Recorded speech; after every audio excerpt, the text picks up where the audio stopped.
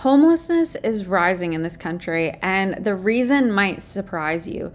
A lot of people think homeless people are drug addicts or criminals who have nowhere else to go. And in many cases, that is true. If you look at Skid Row, places similar to that in urban centers, the vast majority of people you see on the streets are people who are strung out on drugs, are ex-felons, are people who cannot be integrated within society and simply do not want help. And while that in and of itself is a big problem, there's a new, more alarming trend that is happening, and that is the number of people who are becoming homeless, because they are struggling to stay afloat on fixed incomes. So the fastest growing population of homeless people in this country are our elderly citizens. So this is a piece that was written in Governing, and this is from last year.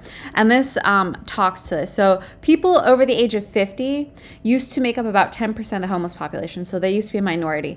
Now it's close to half.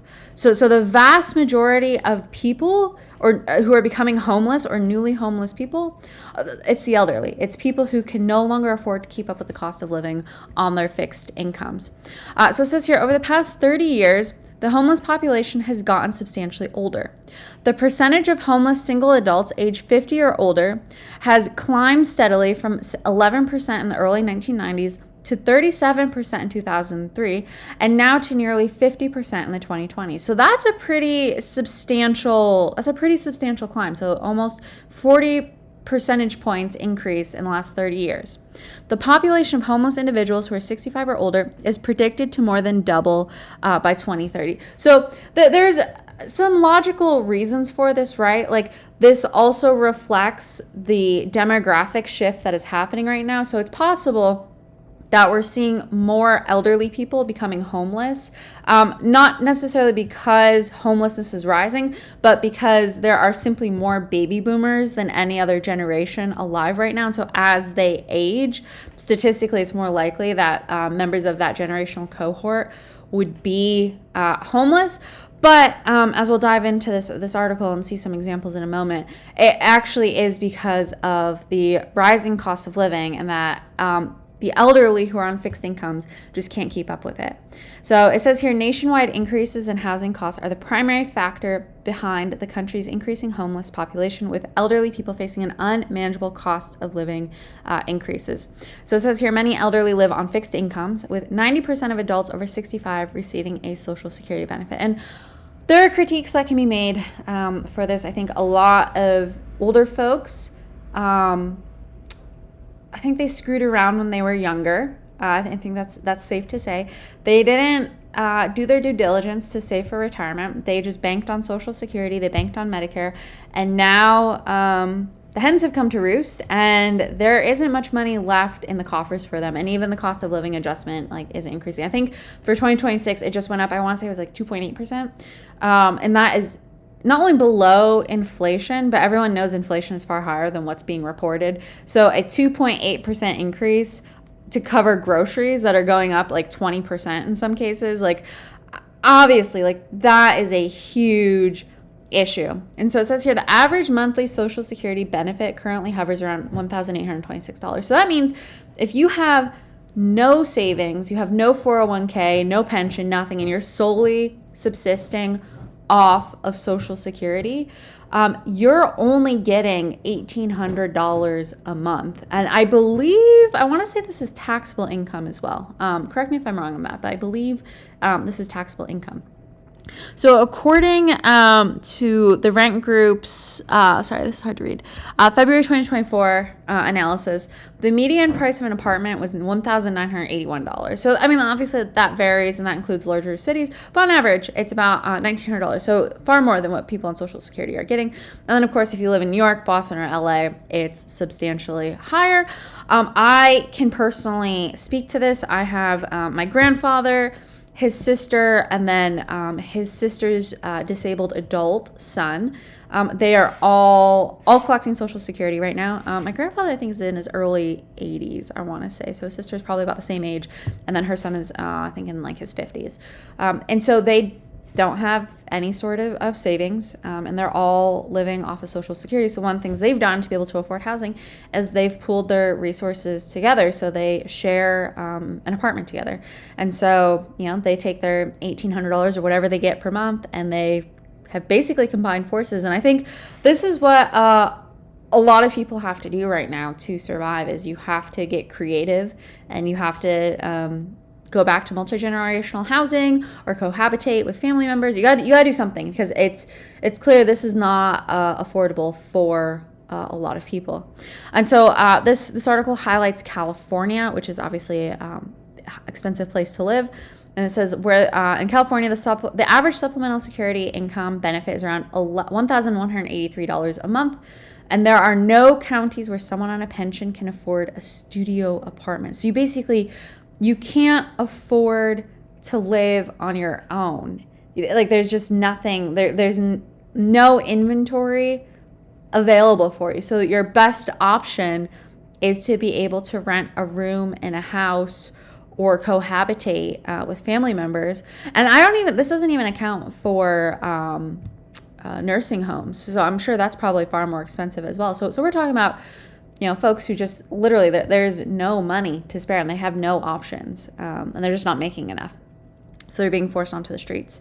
So despite yearly cost of living adjustments to Social Security benefits, seniors' incomes are quickly outpaced by these costs, and they can't easily re-enter the workforce, especially in cases where they did heavy labor. So depending on what you did during your career, you may or may not be able to enter the workforce. I know my grandpa's sister, she works at McDonald's like 2 or 3 days a week working at the fry station, so she has a little bit of extra income coming in. But other than that, it's really hard for a lot of aging adults to find employment. Age discrimination is real. If you worked in a heavy industry job, like, you're just physically unable to do certain things once you hit a certain age. And then, of course, like, there's a shortage of jobs for a lot of people who need them. I mean, there are jobs out there, definitely.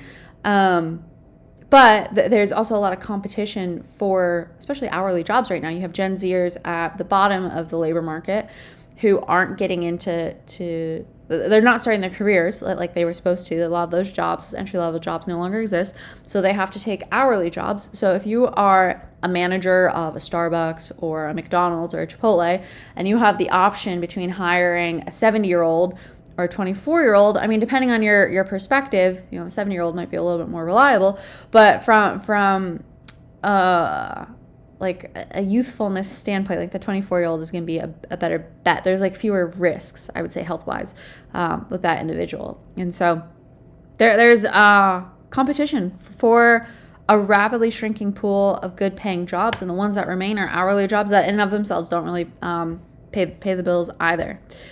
And so one of the issues is there isn't a lot of affordable housing, or there really isn't a lot of solutions for the elderly.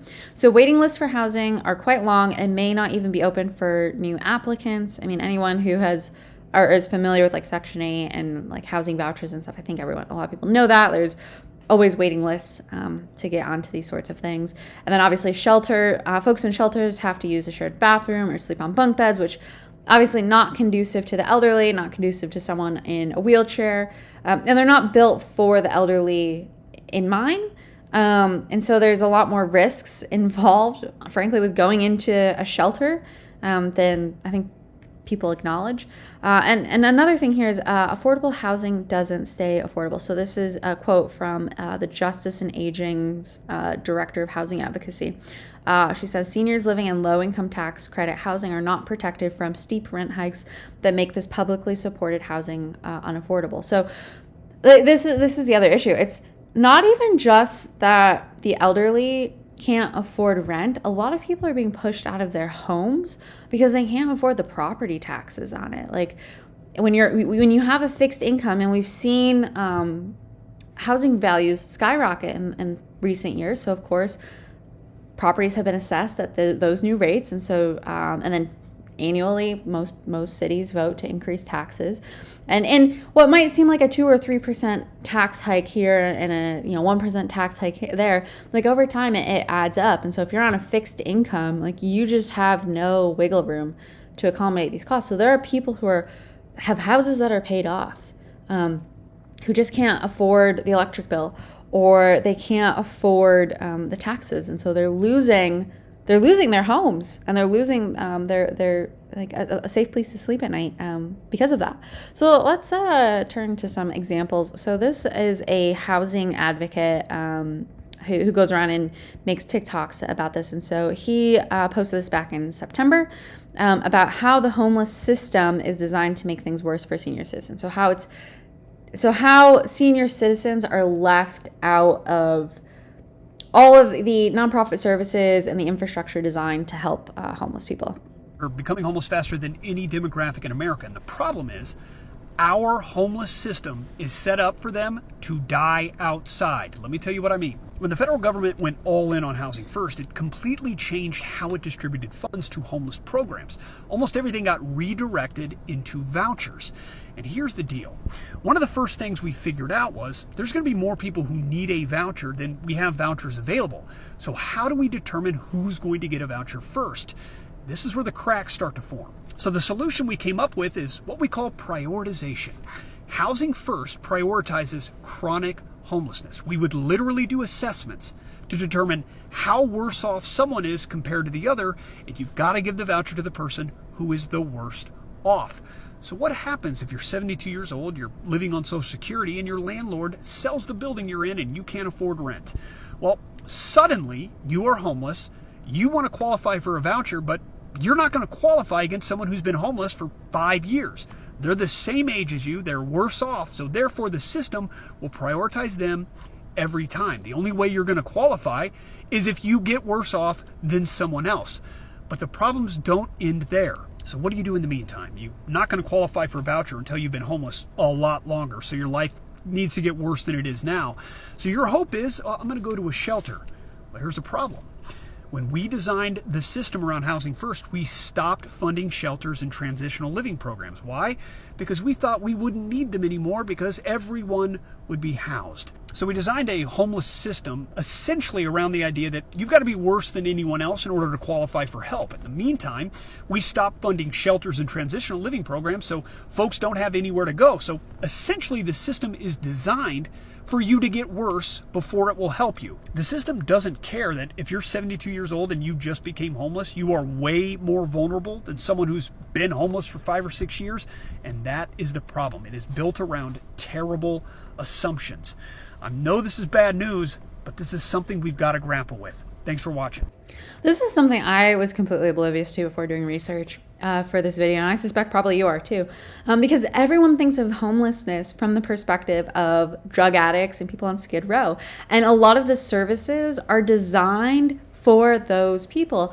And so he brings up a really interesting point here. It's like, okay, if you're 72 and you just can't, the landlord bought or sold your apartment building and you no longer can afford the new rent, or there's no rent protections, or, you know, like I said, property taxes went up, you can't afford your home. Like, there's all sorts of different reasons why you could lose your housing at 72. But because you've had a good life up until that point and you're not as bad off as, say, like a 25-year-old drug addict who's strung out on meth and fentanyl, who's been consistently homeless since they were 16, like, you're considered less worse off than they are, even though they've made deliberate choices to put themselves in a situation where they're on the streets to begin with. So it's like a double whammy problem because, okay, like you said, it's basically a race to the bottom. You have to get worse before you're going to get help. But then you have the entire homeless industrial complex, all these nonprofits and all these volunteers and people trying to do good work to help people.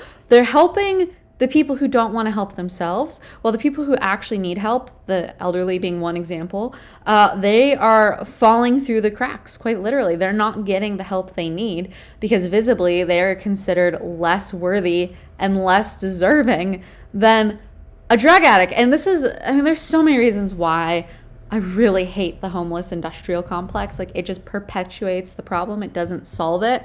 And it's just all these people trying to pat themselves on the back, make them feel good, and they siphon off all of this money. They structure themselves as nonprofits. They're siphoning off all this money, donations, grants, whatever, to just help drug addicts and criminals continue being drug addicts and criminals, while the people who actually need the help never get it.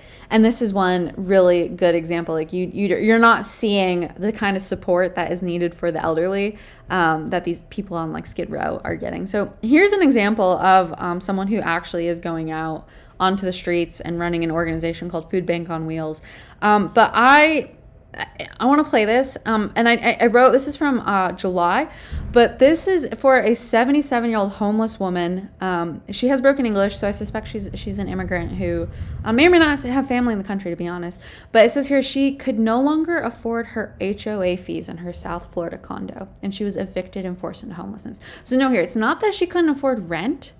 And it's not like she couldn't, pay her bills. It's that the HOA fees went up. And the HOA is superfluous and a whole other tyranny in and of itself. But that is why she's homeless. She's homeless because she couldn't afford the HOA fees. And look, no one in her HOA stepped in to help her. And I'm going to be honest, I've never lived in an HOA managed property, so I don't quite know how they're operating. I do know, like, you elect a president of your HOA, and I think there is some degree of flexibility. I want to believe if you go to the HOA president and you say, hey, I've fallen onto hard times, can I have like 3 months reprieve from the HOA fees? I want to believe like they'll accommodate you. Could be different for more like corporate run complexes. If you've lived in an HOA, like, definitely share your experience and tell me if I'm right or wrong on that. But this like seems like a trivial thing. Like, again, not that she can't pay rent, it's that she couldn't pay the HOA fee. Hey there, do you want any cookies there? A sandwich, lunch? There for you? Elizabeth, oh my God. Yeah, there's some lunch there for you, some cookies, and there's a water for you. There's a prayer blessing for you there. You're an angel. Oh Yeah, there's a little money in there for you. What's your name? Maria. I'm Bill. What's your name? Bill. Bill. You do? From Jesus? Yeah, well, I have a non-profit. I help people. I try to help people. You need any clothing or anything? Thank you. Yeah, it's tough. Everything bad, everything smelly. Let me see. I have a poncho in the car. Give me a second, okay? Oh my God. Give me.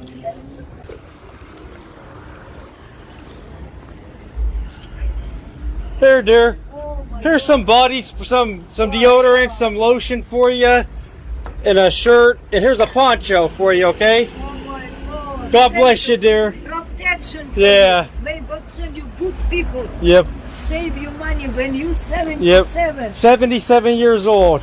Wow. Hold on. You just need protection and you need God. Yep. Here's more cash there for you. Oh my, if you can. Yeah. Yep. Heck yeah. Thank you. Thank God you. bless you, My dear. God. Stay safe out here, okay? Protection Yeah. for you. God bless you, dear. So it's clear this like could be someone's grandma, right? Like, this isn't your stereotypical crazy person you see on the side of the road panhandling. Like, it's not someone who's necessarily out of their mind. It's a 77-year-old woman who couldn't pay her HOA, and you can see like she's very grateful for what she's receiving. But a clear example of someone who is invisible to the current homeless industrial complex. Like, thankfully this guy runs his own nonprofit and he's doing his own intervention. But a lot of these larger organizations that operate in bigger cities, they're not out there helping people like this. The last one is, again, another independent advocate. This woman, I believe she's in Kansas City, but she runs a medical clinic for the homeless. And this was more recent. This is from a couple weeks ago. And she shares what she is seeing out in the field as she is, serving a variety of homeless people, not just the elderly. I want to talk a little bit about one of the trends that we're seeing on the streets for people who are newly experiencing homelessness. And it's a very troubling trend. This week, we had two people that we encountered over the age of 70 who were newly homeless for various reasons. But one of these people were 80 years old, never been homeless before, and now living on the streets. The streets aren't safe, generally, for people who are experiencing homelessness. The crime that we see when people are living outside are generally crimes against each other. The people who are living on the streets are really fighting for survival. And we're seeing just a drastic increase in the number of our elderly people who are living on the streets. I can't explain it. There's different reasons for it. When we talk to the individuals, it's not, oh, I had this happen and here I am. There are various things, right? From medical to breakups to landlord situations. But it's disturbing to me. It's scary to me. It makes a very vulnerable population at baseline even more vulnerable. And this is happening in Kansas City. I don't have an answer for it, but we have got to come together as a community and do better for the people who are living outside, no matter what their reason, but recognize that there are people living outside who have taken care of us our entire lives, who have contributed to society their entire lives, and one incident has occurred to make them end up homeless. I don't know where their families are. It matters, but it doesn't matter because these are people who are elderly and living on the streets in Kansas City. We're doing what we can to help get them off the streets, help reduce barriers, help get them into safe and secure housing. But we're a very small organization. We can't, number one, do it all. Number two, we don't necessarily have room or space.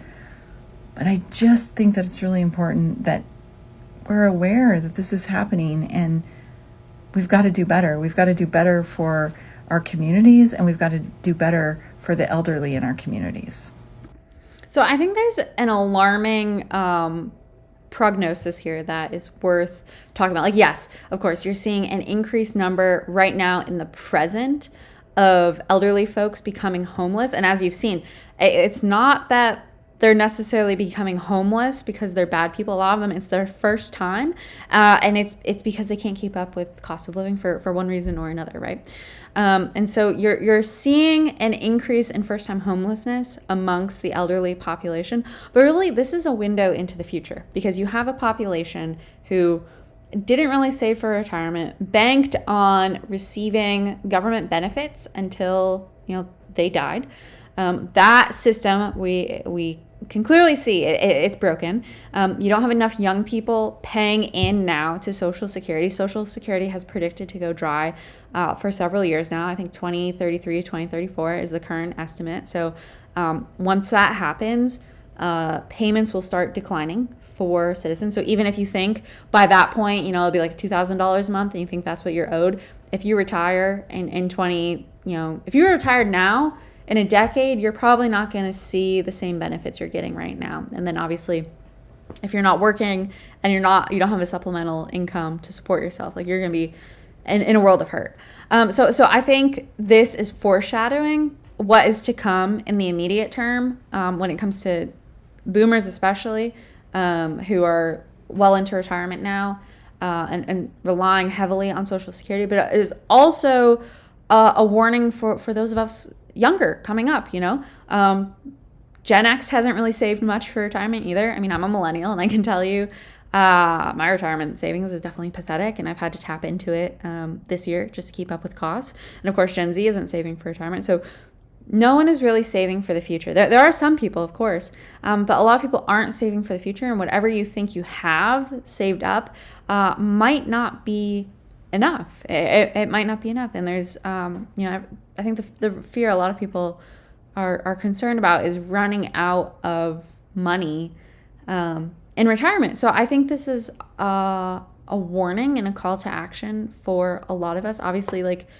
becoming more aware that this is happening and that these are people's grandparents who are being forced into homelessness simply because they can't afford the HOA. And I've only shown you here, by the way, like people talking about visible homelessness on the streets. This isn't covering the elderly who are now embarking on van life, for example, or folks living in their cars, or folks kind of homeless in the shadows. They're people who you might not expect to be homeless from their outward appearances, but who don't have secure housing and they're age 65 and older. I think that's a large growing population as well. So it's not even just like the people you see on the streets, but I think this is a huge wake-up call for a lot of people. This could happen to any of us. Like, we're not special or unique. So on the one hand, this could be an older family member, a grandma, grandpa, but 40 years from now, this could be me, right? So I think a lot of us need to start thinking about these things and start thinking about what the future holds. There's a lot of uncertainty that lies ahead. What we do know is the institutions and the safety net that we have built for ourselves are no longer sustainable. So whatever you think you're going to get in retirement, whatever you think you're going to get when you lose your job to AI, whatever benefits you think you're going to rely on when the economy crashes, like those aren't necessarily going to be there. So I think it's a wake-up call for people to start taking action for themselves. So, building communities so that if this does happen to you, like your community is not going to let you live on the streets. Like there will be people to step in. Like I'm just thinking like of my church growing up, right? If there was a member of my church growing up who fell on hard times, an elderly person, and like could no longer afford their rent, there would be dozens of people who would have stepped up and covered their rent for them, made sure they had food. Like that's the type of community I think people need. They need to surround themselves with people who are going to step up to the plate when times get tough and be there for you, especially when you are vulnerable and you can't support yourself. So I think that's one thing. I think we need to reconnect with family, right? Like I said, these are people's grandparents, and I'm guilty of this as well, but I'm not necessarily constantly communicating with my grandfather, right? And I'm sure there's a lot of other millennials and Gen Zers and Gen Xers too who have lost contact with older family members, don't keep up with them, don't talk to them, and may have no idea that this is happening to them, that they're afflicted by these problems. So like re-engage, reach out to, aging family members and see how they're doing, check in on them. Another thing, like get involved in your local community and see what's being done to support the homeless population. And I mean, actually support it, not just pander to the performativeness of handing out food to drug addicts. Like what exactly are people doing and how are they helping people? Like, are they actually doing something about it? And if the answer is no, like figure out how you can get involved if this is an issue that is important to you, because there's lots of communities affected by this, right? It's not just drug addicts and criminals. The homeless veteran crisis is another big one. You have people who serve this country and for one reason or another have ended up on the streets, and now they're struggling, and everyone is one job loss away or one medical bill away from this happening to them too. So this is, I think, a more realistic problem than I think a lot of us would care to realize. So like get involved, see what's happening in your local community. Look for ways to volunteer and help. And I think the last thing is like start planning for the future. Like start actually crunching some numbers for yourself and start looking. And this is hard. I get it. Like I'm right there with you. It's like, okay, for me it's I'll be 74 in 40 years. So it's like, okay, it feels like that's an infinite amount of time away, but really it's not that there isn't as much time, right, as I think we think there is. So start looking at what you're doing right now and start saving, start figuring, like Social Security is not going to be there. Uncle Sam's not going to be there. And if you don't have a good relationship with your family, and especially if you're not planning on having kids and starting a family, like who's going to be there for you when you're 77 years old and the HOA in your condo goes up and you can no longer afford it? Like put yourself in that woman's shoes. Who's going to be there to support you? What are you going to do? At this age, you can do what you can to mitigate that risk from happening financially. You can start building community, relocate, do whatever that you need to build community. So you can do those things right now. But start thinking ahead. Start thinking about, okay, what's the worst case scenario?